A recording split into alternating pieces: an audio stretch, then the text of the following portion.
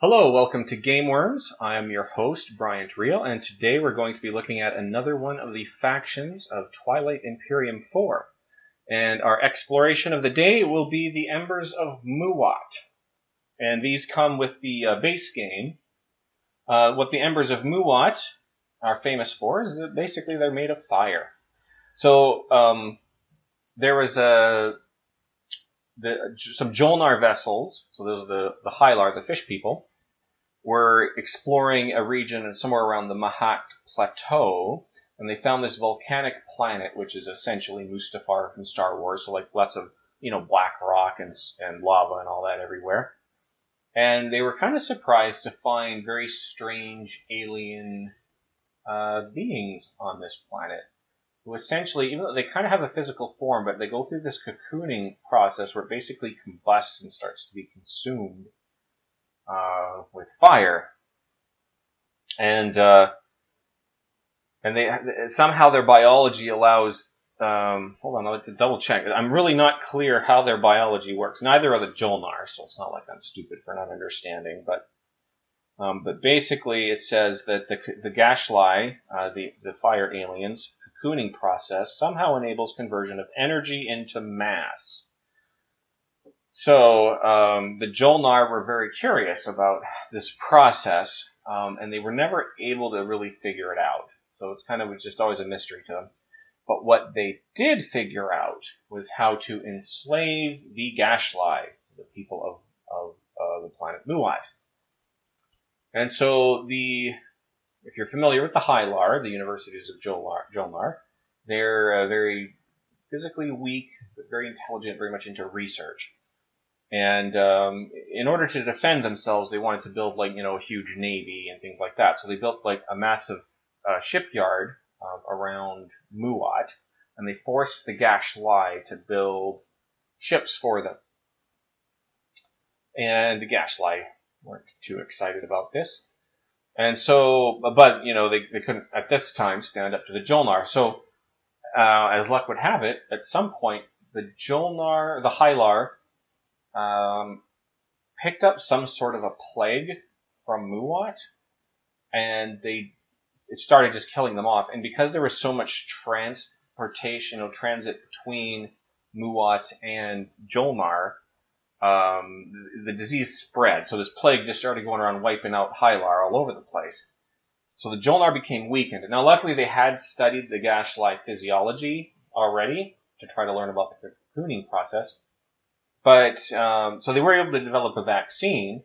But as they got the vaccine developed, war broke out, and they started having to defend themselves. And so they were, again, kind of in big trouble. And so their commanders were calling for, their fleets from the space docks at Muaat to come home. And one of these vessels that the Gashlai had been forced to build was a big old prototype Warson, which is basically a Death Star. And it wasn't completed yet, but they're like, okay, it's operational enough, get that thing home, we need it. Well, the Gashlai at this point could sense that the Jolnar were desperate and weakened. So they chose this opportunity to rise up and just torch all the fish people, all the Hylar that were at Muaat. And then they stole this prototype Warson. And so back in the universities of Jolnar, in the Jolnar system, they lost contact. They didn't know what happened. They just lost contact with their counterparts in Muaat that were watching over the Gashlai in the naval shipyard. And then all of a sudden, this big prototype Warson shows up filled with Gashlai. So essentially the Gashlai threw off their shackles and found freedom. Well, most of them did. It is still fairly common. You'll see cases like this, where many Gashlai are still forced into servitude working for scraps of food.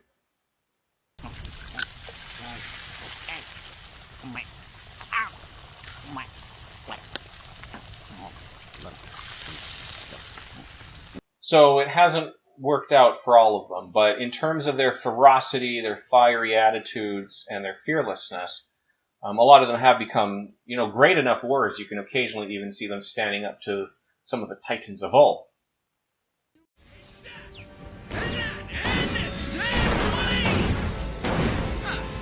Well, you took them. So now that they've freed themselves from the Jolnar, how do they fare in the game? Well, they start with a single red technology, and that's plasma scoring, which is an okay technology, a red technology. But red technologies for these guys are actually going to work out pretty good, which we're going to see soon. Starting units, one of the things the Embers of Muaat are famous for is their starting units, because they're the only faction in the game that starts with a Warson. Big, powerful ship, which is obviously the prototype they'd stolen from the Jolnar.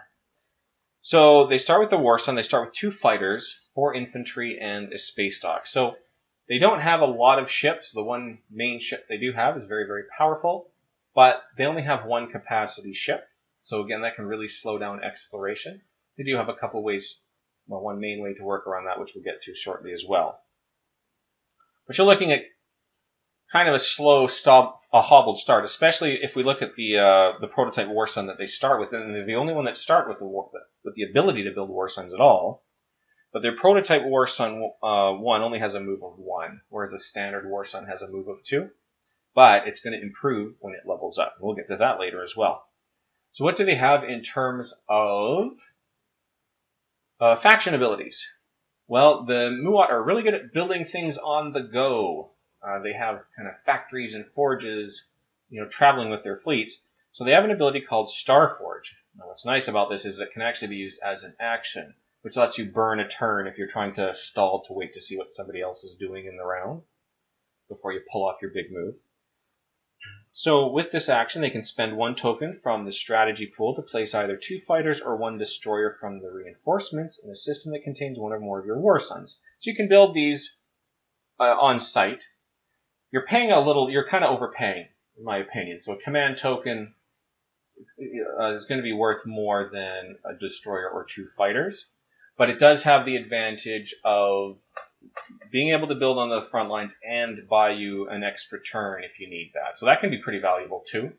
And it's going to synergize well with some of the other abilities we're going to see soon. Another famous ability of the Embers of Muaat is their Gashly Physiology, which is your ships can move through supernovas. So supernovas are typically just a blocked square. You can't move into or through them. But being as the Embers of Muaat are already made of fire, they can go through them. Oh, you know what I forgot to mention? They are made of fire. Makes it difficult to interact with people.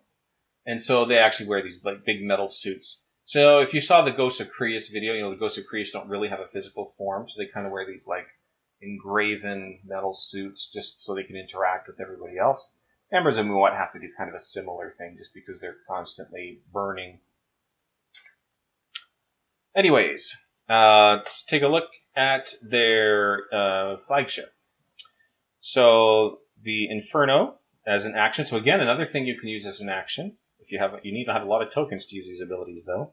Spend 1 token from your strategy pool to place 1 cruiser in this unit's system. So a cruiser being more expensive than either destroyer or 2 fighters. You're getting a little more bang for your buck than using the Starforge ability. But, so you have to pay cash for it as well. They have for one of their faction technologies is obviously the upgrade to the prototype Warson. So they have the prototype Warson 2, and what's really neat about that is the speed improvement. So it does improve in cost. It goes from 12 down to 10 production to build, or resources to build. But it goes from 1 to 3 speed, so it becomes one of the fastest ships in the game. So aside from the Embers of Muaat's prototype Warson 2, the only other ship that I can think of that has a native speed that high is the Cruiser 2s, the standard Cruiser 2, which is typically the fastest ship in the game. But the Embers of Muaat upgraded Warson is super powerful, super fast. Okay, and then their other faction technology is the Magnus Reactor. So your ships can move into supernovas. So this you can move through them before with your Gashly Physiology. Now you can park there. After one or more of your units use production in a system that either contains a Warson or is adjacent to a supernova, gain 1 trade good. So this is a really good technology. In fact, I'd probably gun for this one right away, even maybe before the upgraded Warson. Well, you might need it anyway because it doesn't take as much red tech to get, but it gives you 2 powerful abilities. So the first one is the ability to park in a Warson. You're untouchable, or your ability to park in a supernova. So you're untouchable in there. Nobody else can enter. Nobody else can, shoot at you or activate the system. There might be cards or ways to do it, but typically speaking, you're going to be perfectly safe in a supernova. The one thing you do need to watch out for is that the necrovirus does have the ability to steal this technology or copy this technology, so they can also do that. So if you're playing with the necrovirus, just heads up on that. They're definitely probably going to want this as well. But the other ability is that anytime you build in a system that has one of your Warsons or is adjacent to the supernova, you get a trade good. So since you're spending tokens all the time and you're building at your Warson fairly frequently. So yeah, this is just money to help compensate, I guess, maybe even for the loss of tokens that you're seeing quite a bit. And it's going to get even better. So let's go to their leaders. So their first one is their agent, whose name is Muaat. Action. Exhaust this card to choose a player. That player may produce up to 2 units that each have a cost of 4 or less in a system that contains one of their Warsons or their Flagship. So there's more opportunities to build on the go. So already a pretty good strength of these guys. Let's take a look at their commander. Unlocked by producing a Warson. So the one you start with obviously doesn't count, but when you have used the production ability like a space dock to build one, you unlock your commander. And this is Magnus, the commander. After you spend a token from your strategy pool, you may gain 1 trade good, and you're constantly spending tokens from your strategy pool. So that's pretty good. So it helps mitigate the cost. You're spending tokens all over the place if you're using these abilities, but at least you're getting a trade good back to help mitigate that economic loss of tokens. All right. The hero, one of my favorites, one of the most devastating. I mean, not favorites in that it's like necessarily going to be game winning, but just hilarious fun. And so their hero's name is Adjudicator Baal. And Adjudicator Baal has an ability called Nova Seed. After you move a Warson into a non-home system other than Mechatol Rex, so any system besides Mechatol Rex or somebody's home system, you may destroy all other players' units in that system and replace that system tile with the Muaat Supernova tile. If you do, purge this card and each planet card that corresponds to the replaced system tile. So that's really cool. So you have this extra hex that comes with your planet tile, and that's what it's for. So if you get to basically blow up a system, all the enemy fleets in that system, it doesn't kill you because you can live in supernovas, being made of fire. Just destroys the system outright, and it becomes a barrier to anyone else, right? So you can even use it to fortify an existing barrier when you park it next to another Warson. And this gives you a place where you can camp your fleet, because again, you're generally going to be untouchable in there. So I think that's a really cool hero. And they also have one of my favorite promissory notes,